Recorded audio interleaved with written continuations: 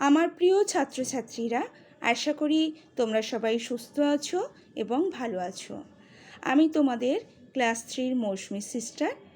আমি আজ তোমাদের কাছে জিওগ্রাফির রিভিশন ক্লাস নিয়ে চলে এসেছি।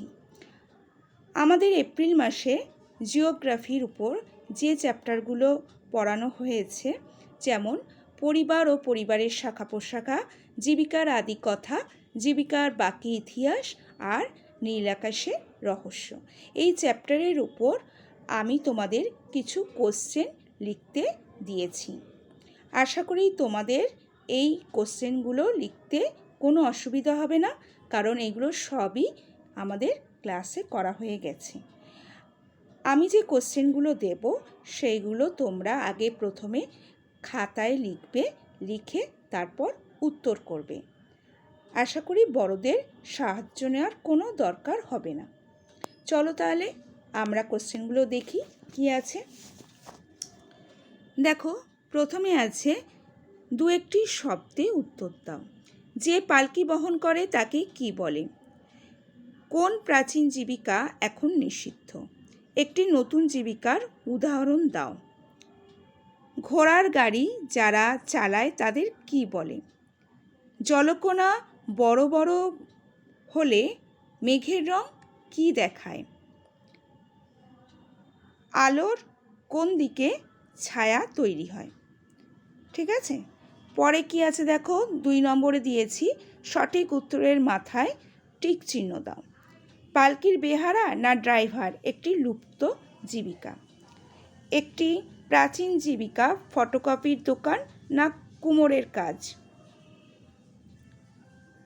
মাটির জিনিস তৈরি করেন কর্মকার না কুমোর? জমি চাষ করে কৃষক না নাপিত?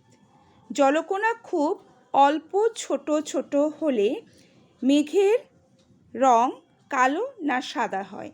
রাতের আকাশের রং কালো না নীল হয়? বুঝতে পেরেছ? এবার আমি চলে আসব 3 নম্বরে। কি রয়েছে দেখি, শূন্যস্থান পূরণ করো। কি বলেছে? ক নম্বরে কাকিমা হলেন ড্যাশ দেওয়া আছে, মানে তোমাদেরকে লিখতে হবে নিকট আত্মীয় হন নাকি পরিবারের লোক। হ্যাঁ, পারিবারিক জীবিকার উদাহরণ দাও। শাঁখাফেরি হলো এক প্রকার জীবিকা। কি জীবিকা তোমাদের লিখতে হবে। লোহার জিনিস তৈরি করেন সোজাসুজি সূর্যের দিকে তাকালে চোখের হয়, কি হয় সেটা লিখবে। বিকেলে সূর্য থাকে ড্যাশ দিয়ে, তখন আমার ছায়া থাকে কোন দিকে? সেইগুলো তোমাদের লিখতে হবে। ঠিক আছে, এবার আমি চলে আসি ম্যাচে। ক স্তম্ভ ও খ স্তম্ভ মিলিয়ে লেখো। ক স্তম্ভের মধ্যে কি দিয়েছি দেখি, কর্মকার কুম্ভকার নাপিত। ক্ষয় আছে কম্পিউটারের দোকান।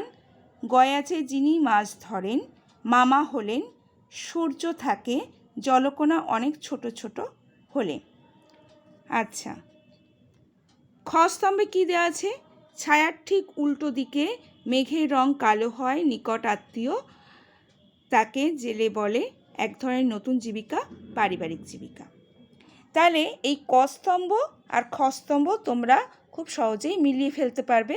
যেভাবে ক্লাসে করানো হয় সেইভাবে তোমরা এইগুলো মিলিয়ে লিখবে। কেউ কিন্তু দাগ দিয়ে মিলিয়ে লিখবে না, কেমন? আচ্ছা, এবার আমি চলে আসি 5 নম্বরে। কি দিয়েছে? নিচের প্রশ্নগুলোর পুরো বাক্যে উত্তর দাও। জীবিকা কাকে বলে? উদাহরণ দাও। লুপ্ত জীবিকা কাকে বলে? উদাহরণ দাও। নতুন জীবিকা কাকে বলে? উদাহরণ দাও। শিকার করা নিষিদ্ধ কেন? পারিবারিক জীবিকা কাকে বলে? উদাহরণ দাও। এই কোশ্চেনগুলো আশা করি তোমাদের লিখতে কোনো অসুবিধা হবে না। সব কোশ্চেনগুলোই তোমাদের খাতায় করানো হয়েছে। তোমরা সেগুলো প্রথমে ভালো করে পড়ে নাও, পড়ে নিয়ে তারপর তোমরা নিজেদের মতো সুন্দর করে খাতায় লিখে ফেলবে। তাহলে আজকে এই পর্যন্তই। তোমরা কিন্তু রোদ্দুরে একদম বেরোবে না। ভালো থেকো, সুস্থ থেকো। আমি আবার নেক্সট ক্লাসে তোমাদের কাছে চলে আসবো।